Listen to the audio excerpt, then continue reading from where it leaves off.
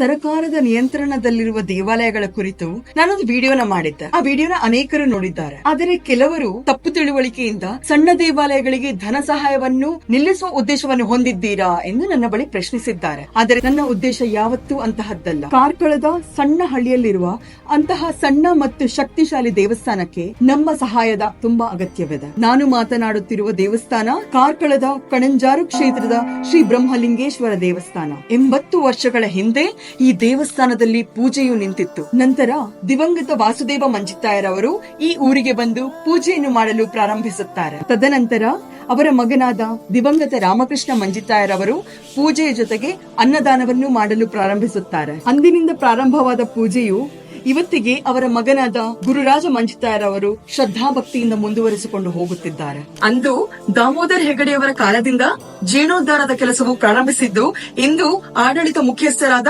ಸುಧೀರ್ ಹೆಗಡೆ ಹಾಗೂ ಜೀರ್ಣೋದ್ಧಾರ ಸಮಿತಿಯ ಅಧ್ಯಕ್ಷರಾದ ವಿಕ್ರಮ್ ಹೆಗಡೆಯವರು ತಮ್ಮ ಊರಿನ ಜನರನ್ನು ಒಗ್ಗೂಡಿಸಿ ಈ ಮಹತ್ತರವಾದ ಕೆಲಸವನ್ನು ಮುಂದುವರಿಸಿಕೊಂಡು ಬಂದಿದ್ದಾರೆ.